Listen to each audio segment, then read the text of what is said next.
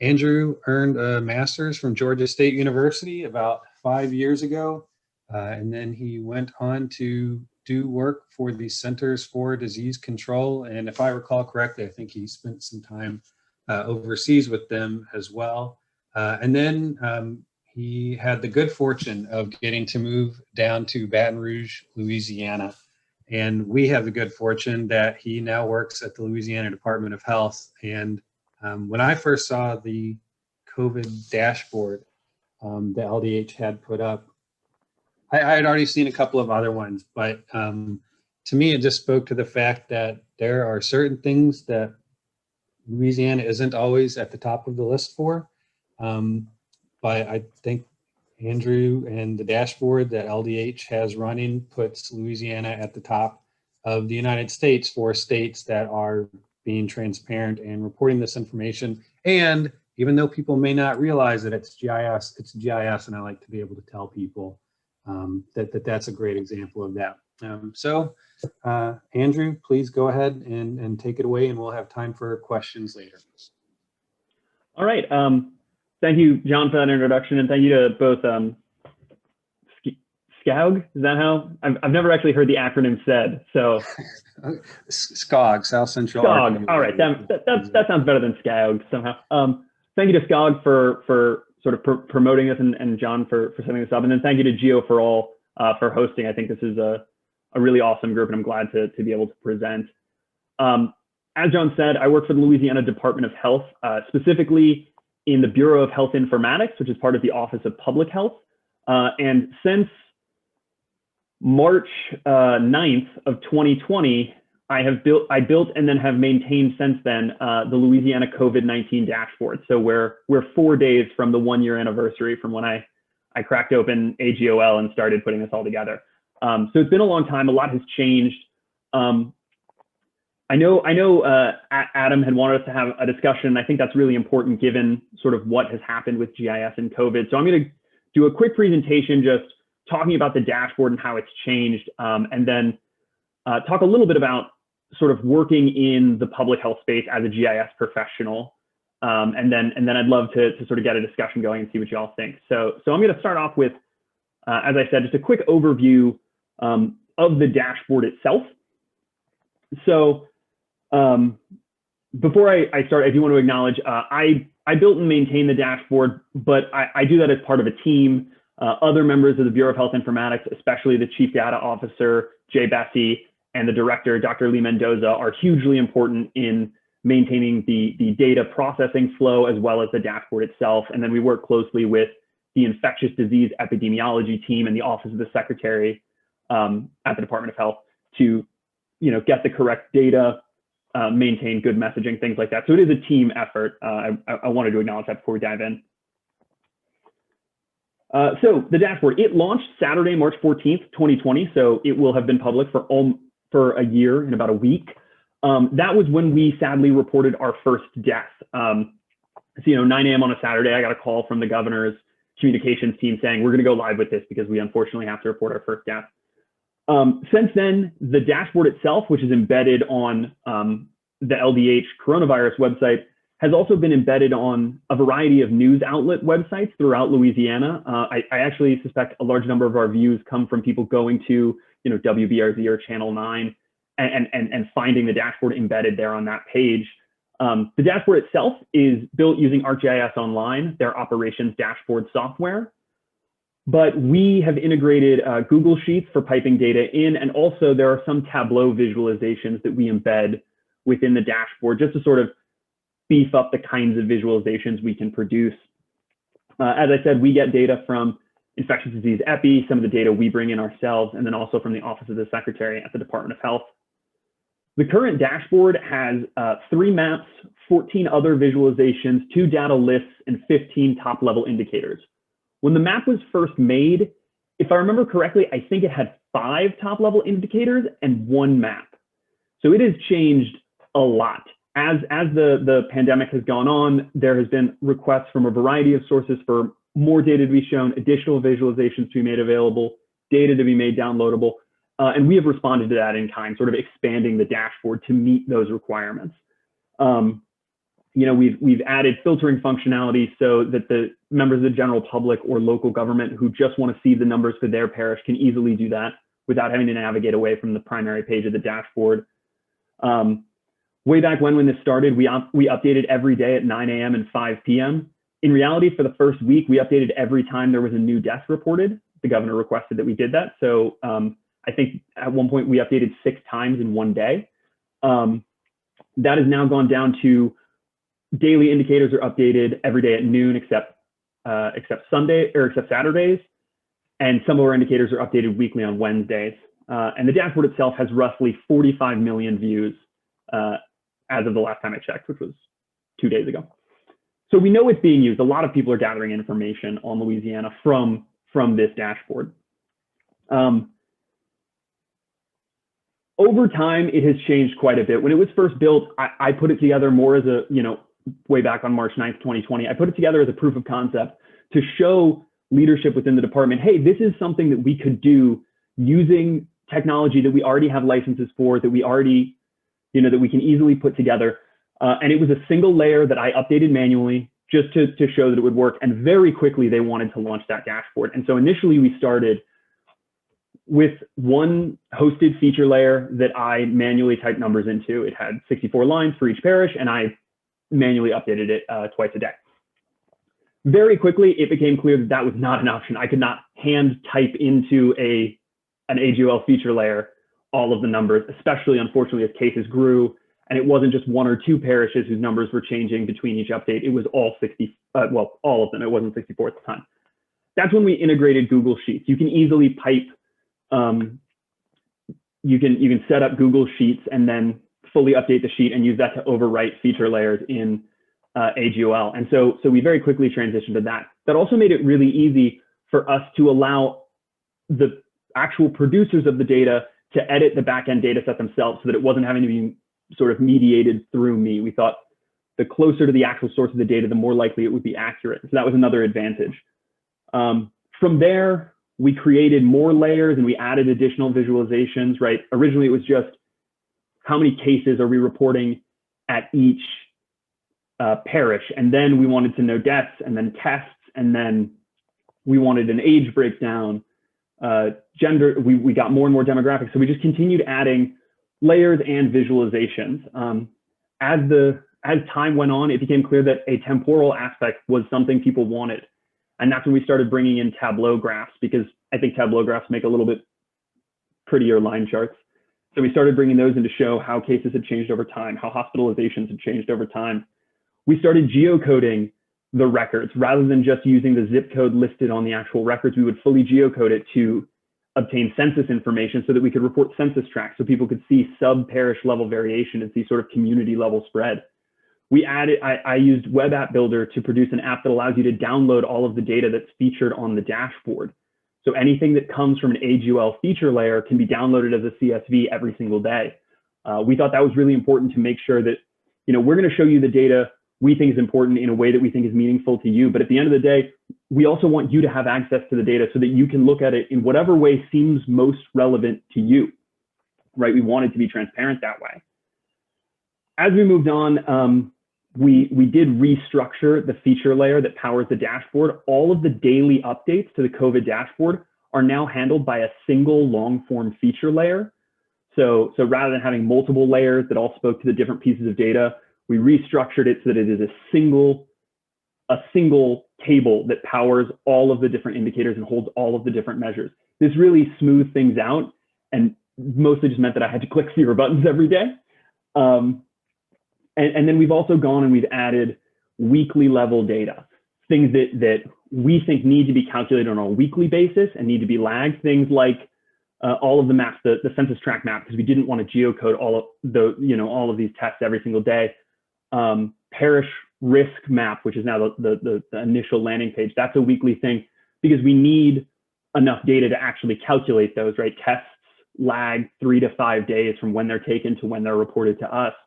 And so we didn't want to be updating that every day because we wouldn't get necessarily an accurate picture, and then percent positivity for the same reason. So now we have these sort of 2 tracks of updating, one set that occurs daily and one that occurs weekly. our next big step is going to be to use ArcGIS Pro to allow us to maintain a stable service URL for all of those weekly updates. Currently, what I do is actually create a new feature layer each week for those weekly updates relevant to that week.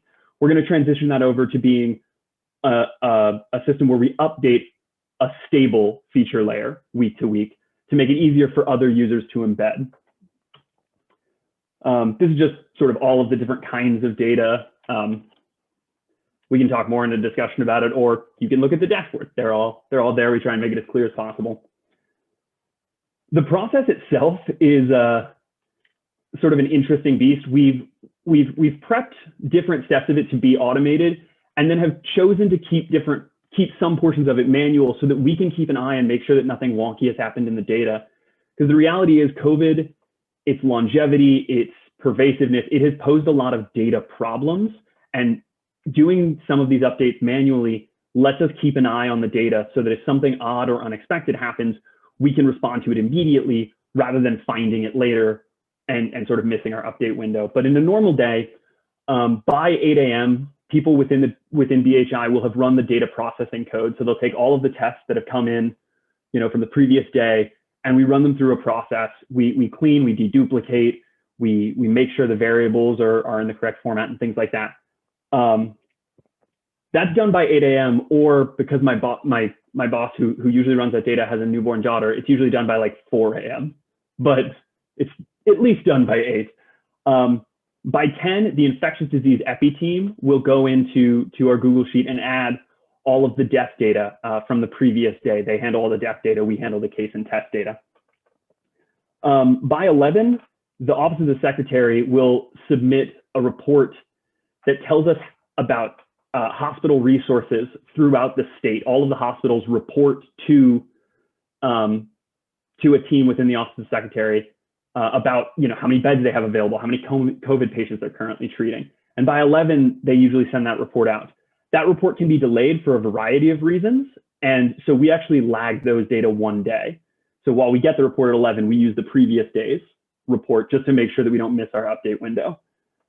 And then at 11:50, we actually push all of the updates out.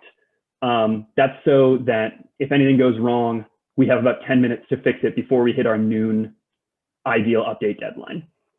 And then at 12:30, we've maintained for an entire year now a daily standing call between myself, the Chief Data Officer, Jay Bessie, and the Director, Dr. Mendoza, to touch base, make sure everything went well, talk about what our next steps are, and sort of keep moving forward. And that has been really helpful.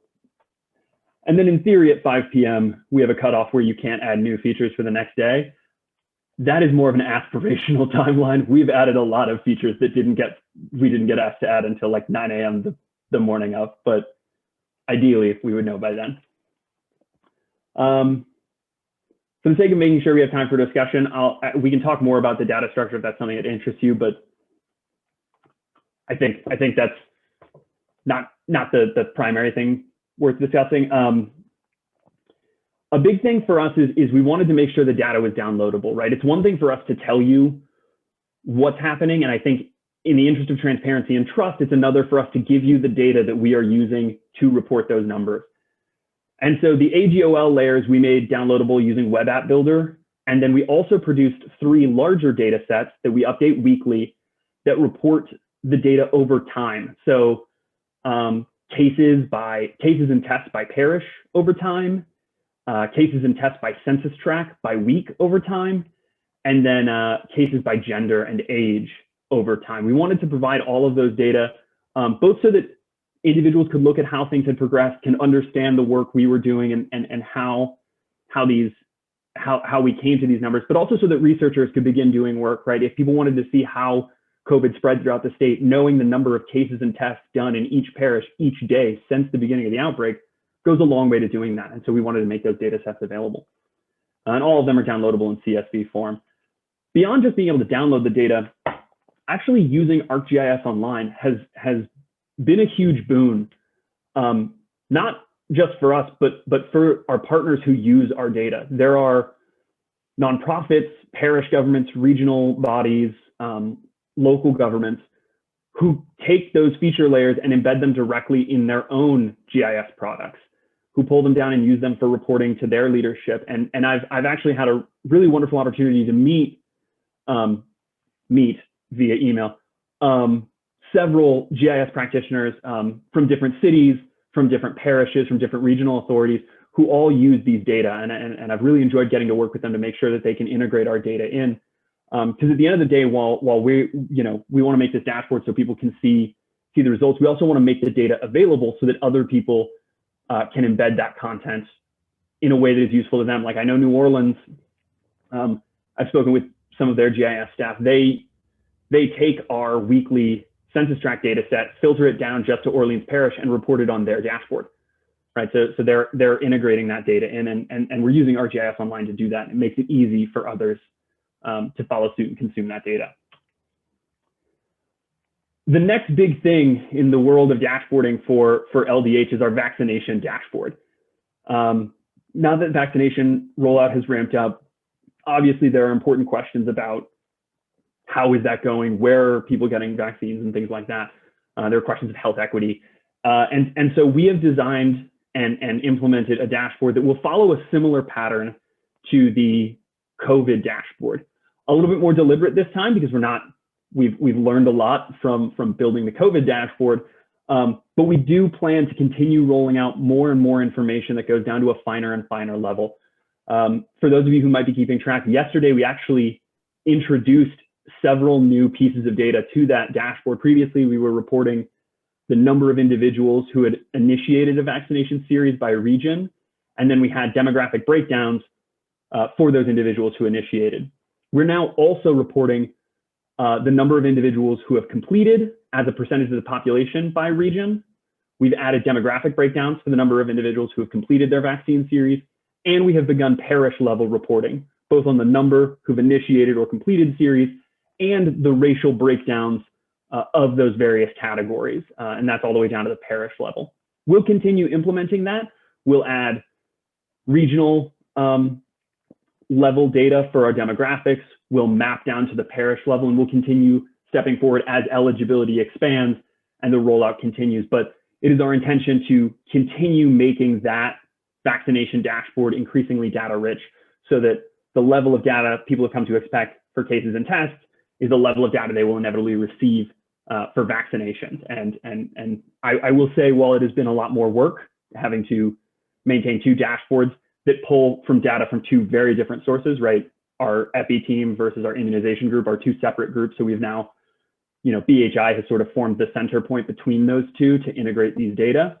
And while that has meant more work, I will just say personally, back in December when we put the vaccination dashboard out there, it felt very nice to report good news for the first time throughout the entire pandemic. While it's important to report cases and deaths and tests, none of that is good news. Any case is bad. All deaths are tragedies. And so while it's more work to also be reporting vaccines, that is a much cheerier dashboard to work with, if I'm being honest. And so we're excited to be able to bring additional data in that regard. For those of you who might be interested in using the data, you can go to the dashboard itself. The dashboard, as I said, the last tab will give you a link to a web app builder where you can download in CSV form any of the AGOL layers being used on the dashboard. You can also, they're directly beneath the dashboard, there are download links for those over time data sets. You can also find in AGOL, for those of you who have an account, if you search for Louisiana and COVID-19, I tag 100% of the AGOL layers we use with those two tags. If it's related to vaccines, I also tag it vaccines. And you will be able to find it. All of the layers we use are published under my user account, which is @Berens_LADHH. So if you see anything published with that user account, that is something that LDH has made public for the dashboard. Yeah, so if you're interested in using it, please go find those. I can, hopefully Adam can share my email with the group. If you have questions, you can feel free to reach out to me. I've gotten to interact with the public quite a lot, answering public questions, responding to comments. And I really like making sure that people are able to use our data and actually sort of do something with it. So that's a quick overview of the dashboard. I'm happy to discuss sort of specific aspects related to the dashboard. But before we dive into that, I wanted to,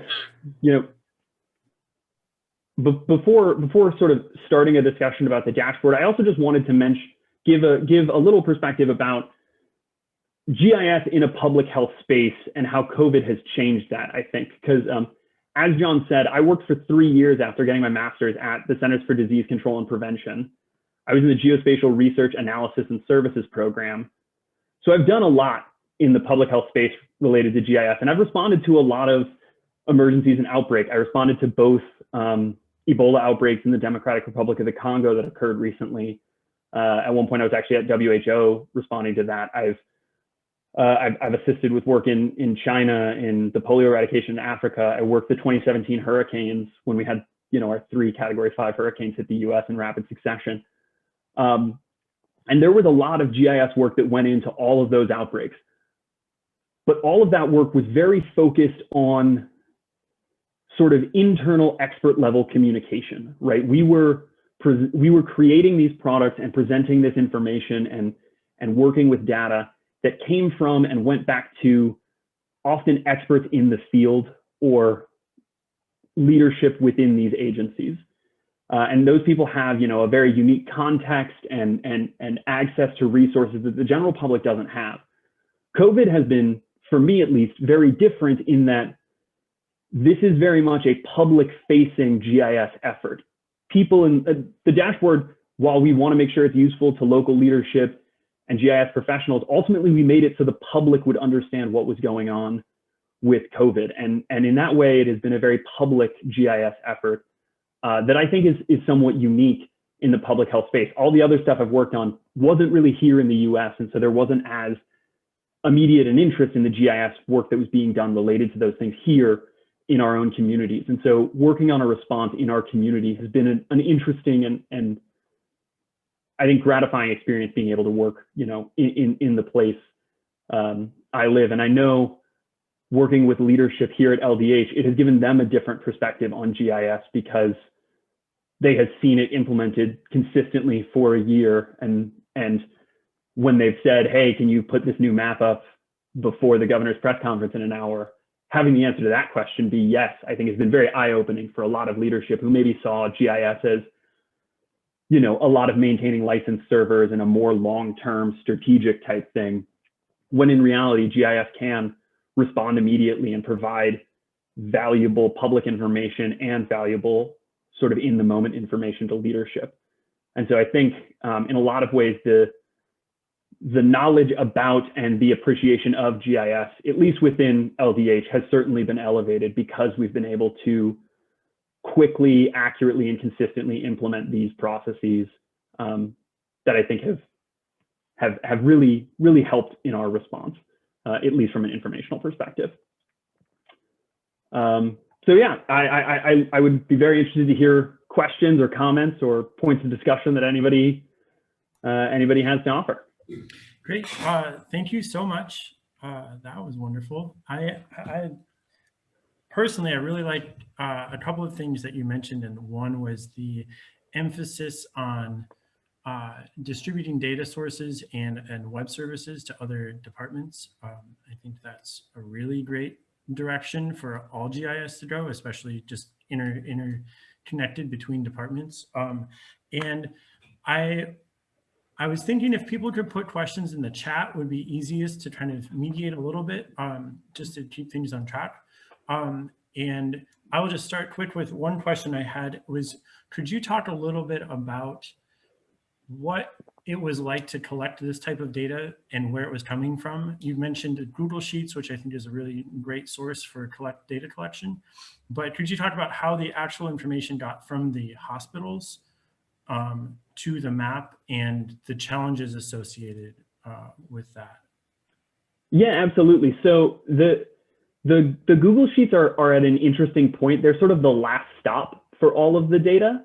And that data comes from multiple sources. So as it relates to hospitals, we have in every emergency response, the state actually has a system whereby hospitals can report, there's a report they can fill out to identify the resources that they have on hand and they're expected to report to us every single day. That's an aspect of emergency or of emergency response, and sort of whenever the state goes into a state of emergency, that's the thing hospitals have to do. They have to report the resources they have on hand. Obviously, that's usually for like a hurricane, and so they do that for a week and a half, not for a year. But the same process exists, and that's a process that has been established and works very well. And that's through sort of the Herculean effort of the people who actually do that. And so that is one group who is taking that data in, and they process it and then put it into a report that then is sent to me that I can consume. It's also sent to a bunch of other people, but I had put together a system that allows us to quickly extract information from that report, because I didn't want to make them have to cut us a special report. Mm-hmm. The case and testing data is interesting because so there is an electronic lab reporting system in the state where for reportable diseases, any lab that conducts a test will report the results to the state. There's an electronic system that will ingest those. It's basically a SQL server.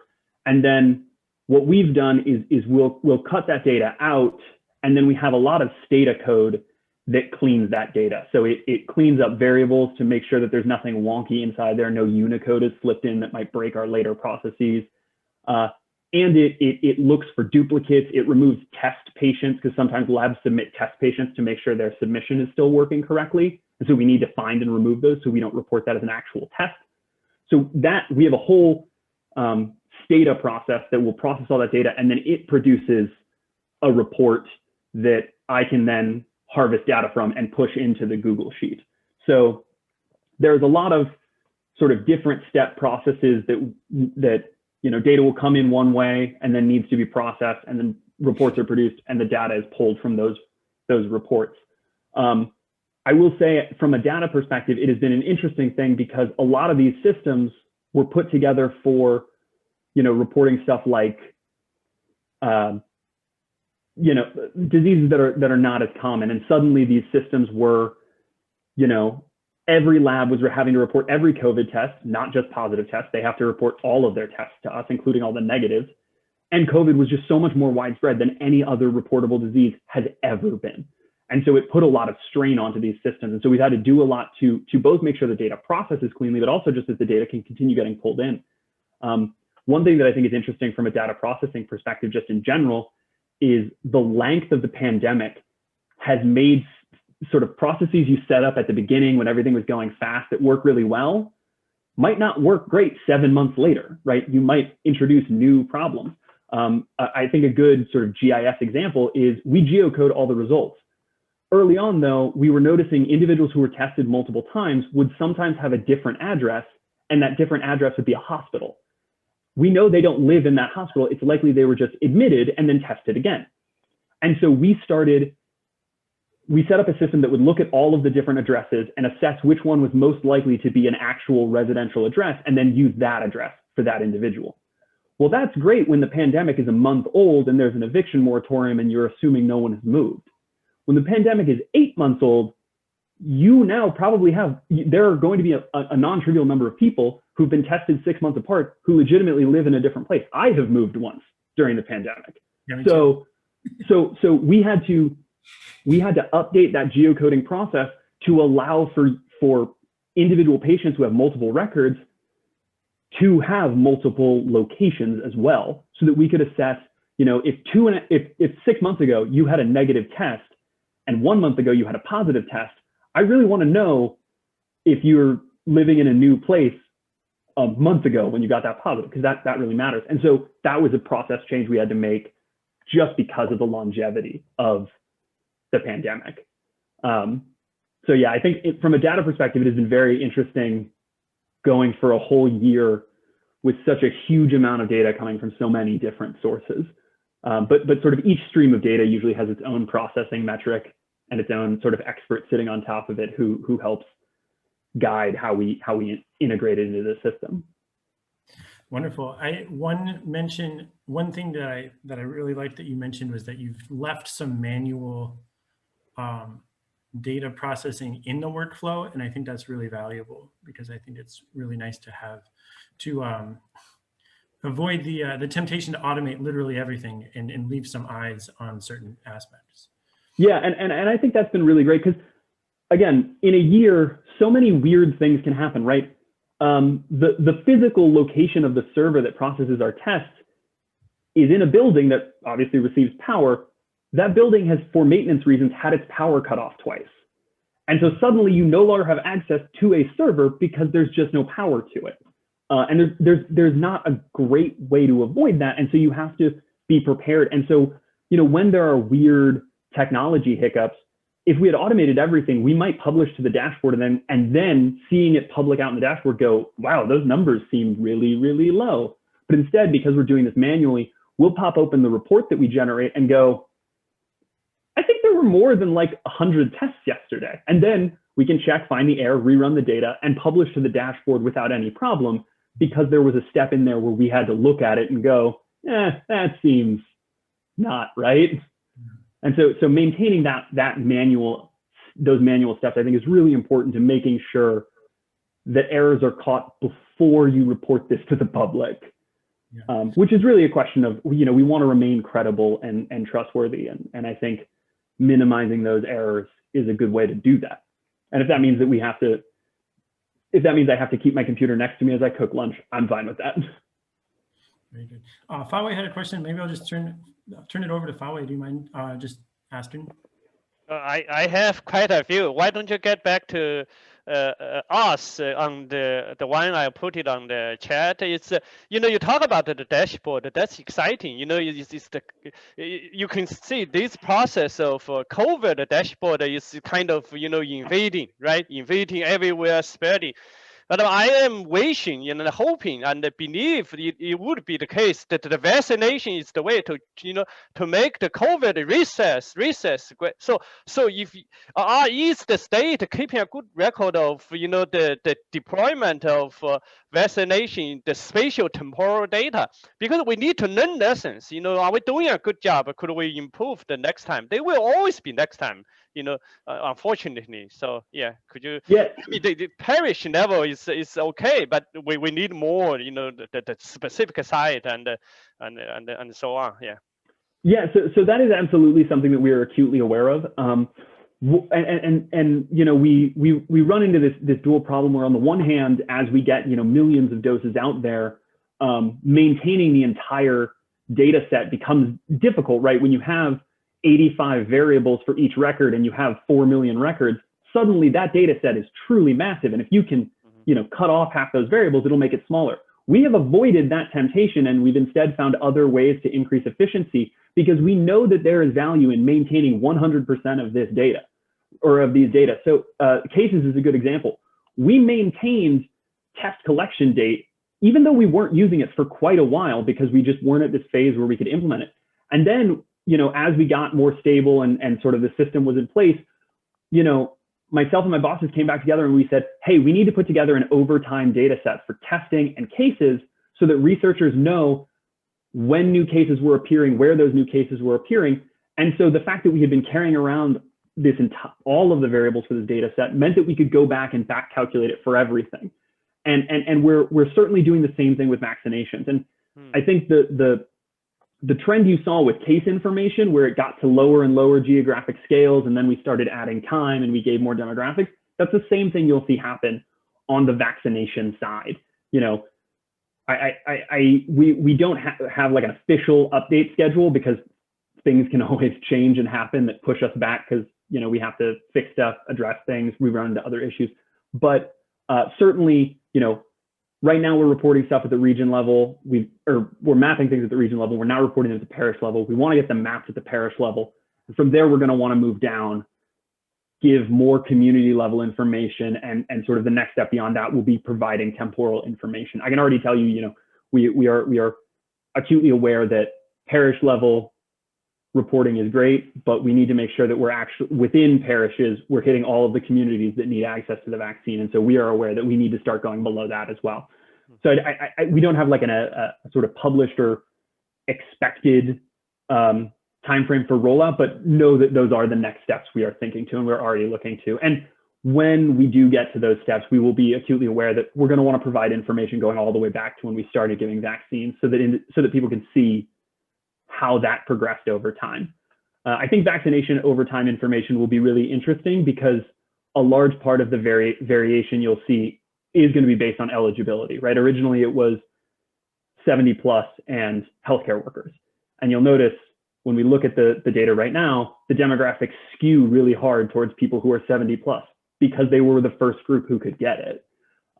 Similarly, I think the gender breakdown skews pretty heavily towards female, and that may represent variation in healthcare, in gender within the healthcare occupation, because originally healthcare workers were the only other group of individuals who could receive it. But certainly we do want to get below the parish level, and in the coming weeks, I think you'll start to see that show up on the dashboard. Hey, Andrew, I got a question that I'm going to pair with Luke Driscoll's question, but first I'll just comment that whenever I'm in my job, whenever I'm talking to somebody, I really like to use the phrase, every project is a data management project. And it doesn't really matter what the data are, but that, yeah, may not think of how much goes into this. It's really helpful for people to understand that you really have to look closely at what you're doing to get the result that you want. But yeah, so Luke's question was, how has this been an eye-opener for government officials, seeing that there's 30 million plus, you said 45 million dashboard views, and then paired with that, how have, through the natural disasters that we've had, in addition to this, with the really busy hurricane season, did officials see like, hey, this is a really resilient product in the face of these additional disasters that we're having? So just how have people been amazed by the dashboard in GIS?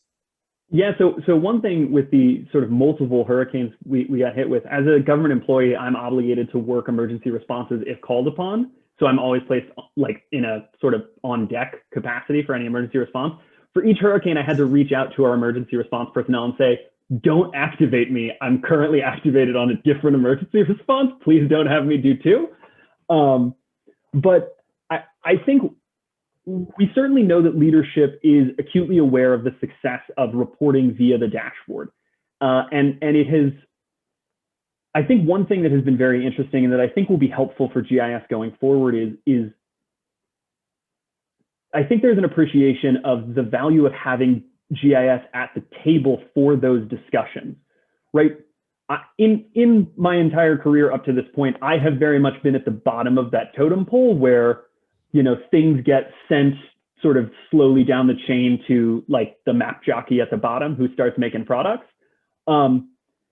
This has not been that way. I have been in direct conversation with the state health officer, with the deputy secretary for the Office of Public Health, with the secretary of health, with the governor about implementing these products. And I think there is an appreciation for the value of putting GIS at the table. I think it was pretty clear, the numbers alone would make it clear that these products are valuable and that GIS can provide us some quality resources and really communication with the public. But the thing that has fascinated me and that I think is the best development for us is the fact that there is a desire to have someone who can speak directly to GIS in the room talking about it at the time, rather than, you know, someone 3 or 4 levels above me who then comes and talks to me about it. And I think part of that grows out of when the dashboard was being created. The whole first week it was up, I worked at the Governor's Office for Homeland Security and Emergency Preparedness in the LDH Emergency Operations Center. And so I was sitting in the room with our entire comm staff, with the secretary, with the deputy secretary. And it meant that when we wanted to make changes to the dashboard, we just all had to like huddle around a computer, look at the change that I had just made, approve it, and then push it out. It made the evolution of the dashboard very rapid in that first week. Now, all of that feels super weird and crazy because we're in a not that large room without masks, because this was the very beginning of the outbreak. This is before masking was a recommendation from the CDC and stuff. And then we all went and started working from home and never came back. But I think leadership saw the value of, oh, you know, we can have a GIS person who's up here having discussions with leadership rather than mediating it through multiple layers. Like maybe we should have a GIS person that is higher up in these discussions, because it allows us to more immediately get the feedback we need and make for better products. And I think that is, I am hoping the biggest lasting effect of my work will be an appreciation for having a GISP in the room. when you're making those sorts of decisions. I'm hoping that is one of the lasting impacts. Splendid. So Scott had a question. Maybe Scott, do you want to just ask that? I can ask also if you want.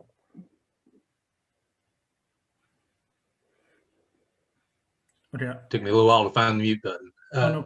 Go ahead. Yeah, as this is Scott Robertson. The question I asked was, do you anticipate mapping of new variants of concern, such as the UK, South Africa, and Brazil variants as they begin to occur in Louisiana? They are in different degrees and located around the world already. I didn't know whether as these progress into the United States, whether there's going to be any attempt to try to provide to the public, or if not to the public, at least to leadership, the degree of spread of those variants. And I'll mute myself now.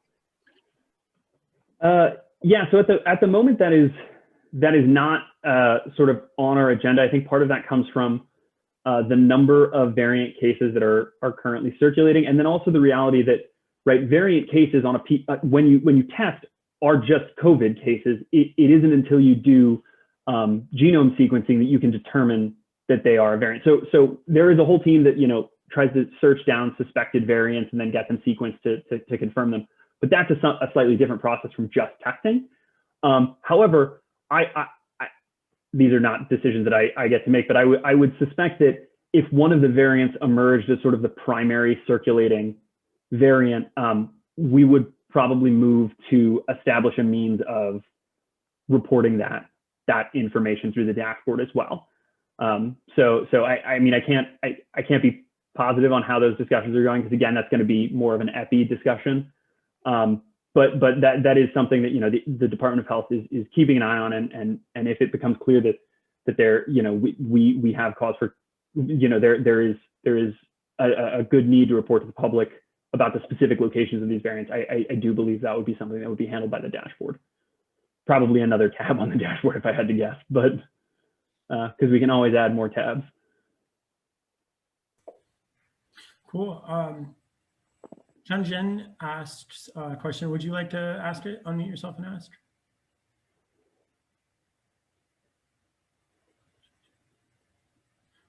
Okay, well, I'll just ask it then. We can't see it anyways. Is there any possibility for researchers to access the demographic information and locations of patients who are hospitalized and dead? So I guess this gets to the extent of the data sharing you have through CSVs, et cetera. Yeah, so that sort of record level, so obviously we want to share the most information we possibly can with the public in an easy to consume way. However, we have to weigh that against our legal and ethical responsibility to maintain the privacy of these individuals, right? So that interplay exists in all public health work, right? You want to tell people as much as possible, but you don't want to reveal anyone's specific identity. To get the specific demographic and locational information for an individual patient is something that could be done, but that would be something that is done through an IRB application. So actually right now, but significantly more when it's not the middle of a pandemic, I also maintain the Louisiana Hospital Inpatient Discharge Database. That's something that the Bureau of Health Informatics maintains, and I'm currently the manager for it. So we have a record of every single person who goes to a hospital in Louisiana and is admitted as an inpatient stay. You can apply and go through, you can go through our institutional review board and get access to record level data, and I would be the one who cuts that data set. So if you were interested in doing research related to, and wanted to know the census tract, age, gender, race of a specific individual, and then their sort of outcome status, that would be a piece of information you could get. You would have to apply for research Did you hear me? Approval. I told Matthew, come in, y'all eat something, and then at 1:30 I can come out there. I've got a call to.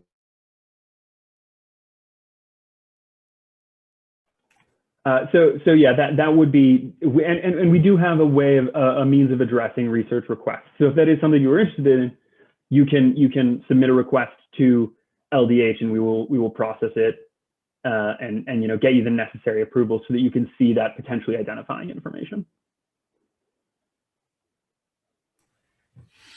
Great.